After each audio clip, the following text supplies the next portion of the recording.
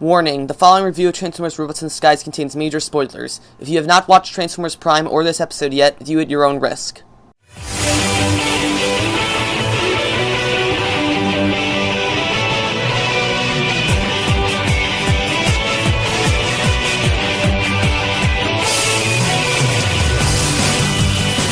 Hello everyone, I'm Sonic98, bringing you some video games, TV news, and more.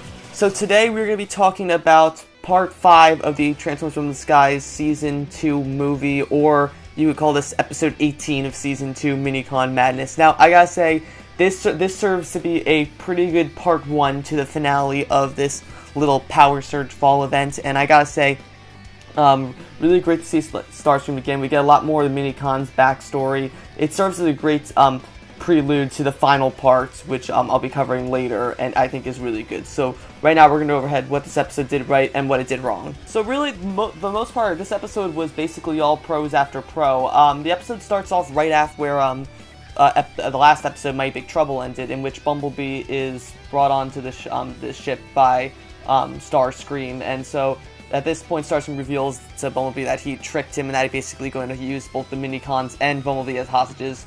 Bumblebee tries to fight back, but ends up getting subdued, so him, Fix-It, Jetstorm, and Slipstream are then brought onto the ship and are taken elsewhere, and as they're still trying to look for the unaligned Minicons.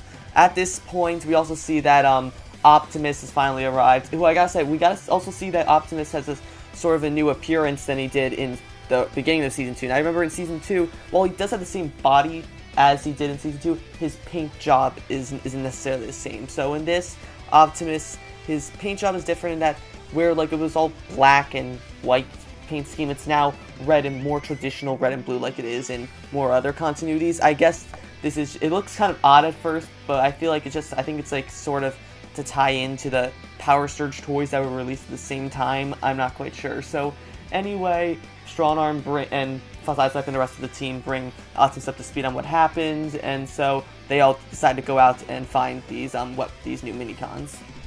After that, we cut back to Bumblebee, who is being interrogated by Starscream, protected by Shadelock and Rough Edge, and this is actually a very big point, and I mentioned that there are spoilers in this episode, of course, but so I'm going to explain right now. We finally learn how Starscream exactly survived the events of Predacons Rising. So for those who don't remember, at the end of Predacons Rising, Starscream tries to take control of the Decepticons and goes back to Darkmount, but ends up being cornered by Predakings, Skylynx, and Darksteel, and is supposedly killed by them.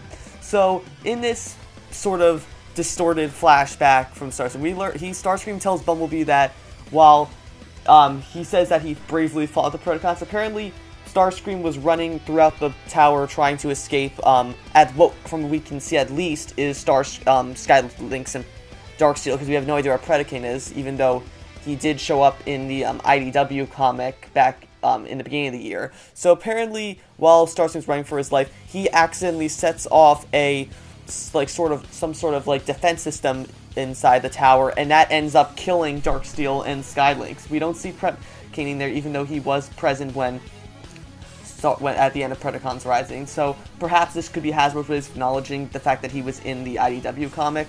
Who knows? And it's really nice to see that that's how Starscream got out of it. Even though I feel it's kind of cheesy, I thought it'd be better. Perhaps maybe they went with more the G1 route, in which they killed Starscream, but his spark is immortal, and maybe Shockwave built him a new body or something.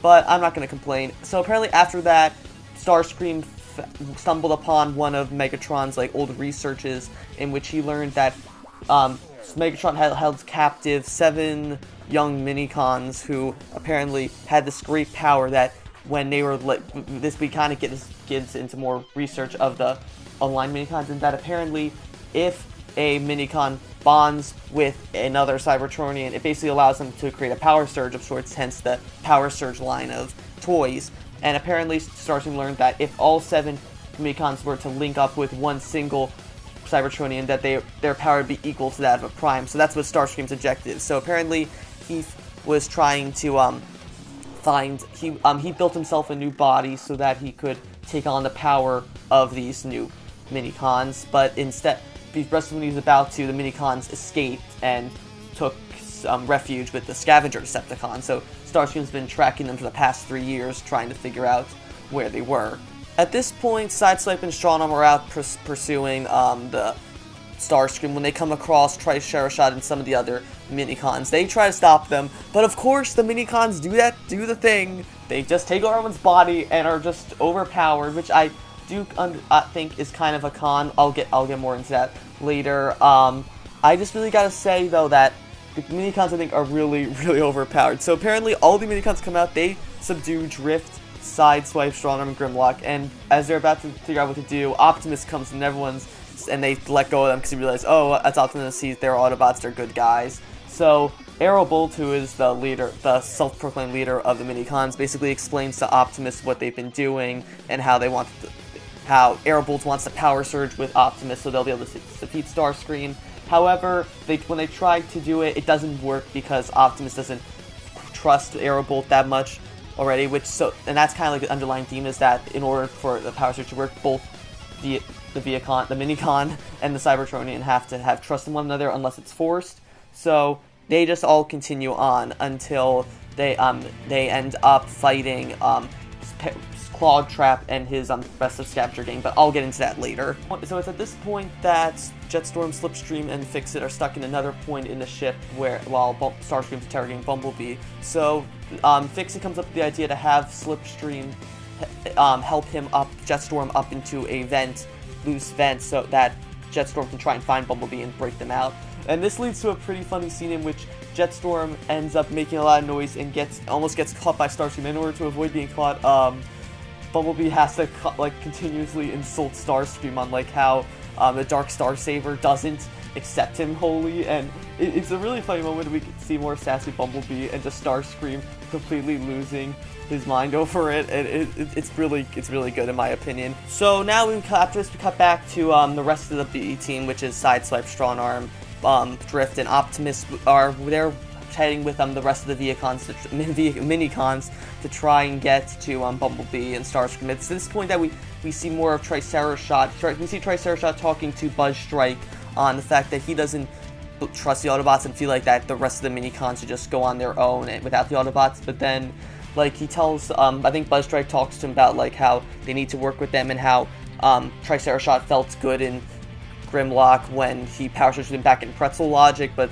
Triceratops tries to deny that. Eventually, they end up running into Clawtrap's gang, and so while the Autobots seem to be losing at first, Sawtooth, who is the Viacon that was partnered with the Minicon that was partnered with Scatterspike back in episode 2, Stronarm's Big Score, he partners up with Stronarm. He power surges with her and is able to beat Paralon and a couple of other the Scavengers.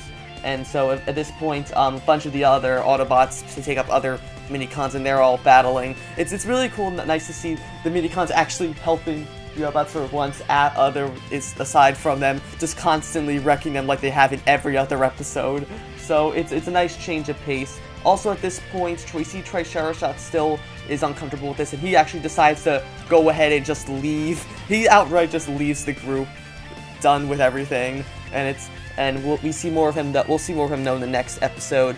And at that point, just as the Autobots are about to take out the Decepticons, Clawtrap pulls out one of the relics they found, which was some sort of net device, and ends up trapping all the Autobots in a net except for the Minicons.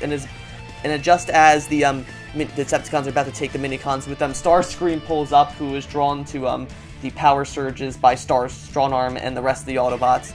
He sucks up all the other Minicons except for Triceratops, who left, and he basically takes them all, and he thinks that he's won now that he has all of them. Now I'm going to go into the cons of this episode, and the only real con I had with this episode is just the downright overpoweredness, I guess, of the Minicons. I just find it unfair that this is just also a problem with some of the other episodes, but it really shows in this episode that basically the Autobots are just defenseless against these Minicons. We saw with Bumblebee with Buzzstrike in History Lessons. We saw it with Sideswipe and Stronarm with Triceratops and Pretzel Logic. We saw it with all of them in Mighty Big Trouble, and I find it kind of annoying that the writers always had to resort to, oh, the Minicons just take over the Cybertronians' bodies and that's it, they win. So I'm kind of disappointed that. Also, Starscream's backstory I feel is kind of a cop-out. Like I said, I would have been more stoked if they had went the G1 route, in which the Predacons actually killed Starscream, but his spark is immortal, so Shockwave built him a new body or something like that, maybe betrayed him, or that I thought would have been much cooler, but it still is a nice backstory for the new Starscream. So that was my review of Transformers Robots in the Sky Season 2, Episode 18, Minicon Madness. If I had to review this episode, I'd probably give it a 9 out of 10. The fight scenes with the Autobots actually working with the Minicons this time was great. We finally got our backstory on Starscream, which is always great to hear, and it sets up the final part of this fall event really well. So that's it for this review. I'll be back with the final part of this fall event, Season 2, Episode 19, Worthy. If you like this review, be sure to like, comment, subscribe, and I will see you guys later.